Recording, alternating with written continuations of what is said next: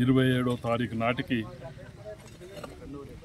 Party ఆవిర్భవించి అప్పటి Telangana TRS party ఇప్పటి బీఆర్ఎస్ పార్టీ ఆవిర్భవించి 24 సంవత్సరాలు పూర్తయి 25 సంవత్సరాల్లో అడుగుపెడుతున్న శుభ సందర్భంలో ఎల్కతుర్తిలో పెద్ద బహిరంగ సభ ఏర్పాటు చేయాలని ఆదినాయకత్వం యొక్క నిర్ణయాన్ని గత నెల 15 రోజుల నుంచి పెద్దలు కేసీఆర్ గారి నాయకత్వంలో ఫామ్ హౌస్లో అన్ని జిల్లా నాయకులను పిలుచుకొని దిశానిర్దేశం చేయడం జరిగింది.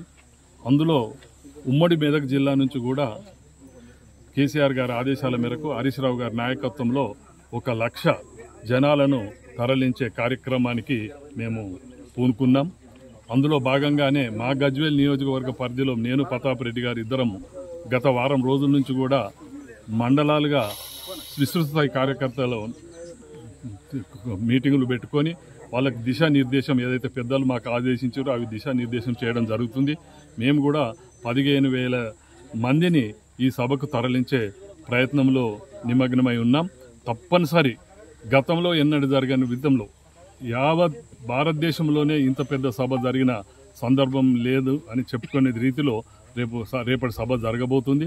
చాలా ప్రజలు కూడా కార్యకర్తలు కూడా చాలా ఉత్సాహంగా ఉన్నారు. ఎందుకంటే ఈ 17 నెలల పాలనలో కాంగ్రెస్ పాలనలో ప్రజలు ఏం కోల్పోయినరో అప్పటికే అర్థమైపోతుంది. ఎక్కడికి పోయినా మళ్ళా సార్ కేసీఆరే కావాలి, కేసీఆర్ ముఖ్యమంత్రి కావాలి, ఈ పాలన ఎప్పుడు పోతుందా అని కాంగ్రెస్ పాలన మీద దుమ్మెత్తి పోస్తుండ్రు. అది జగమెరిన సత్యం. కాబట్టి రేపటి సభ యొక్క విజయమే దీనికి నిదర్శనం.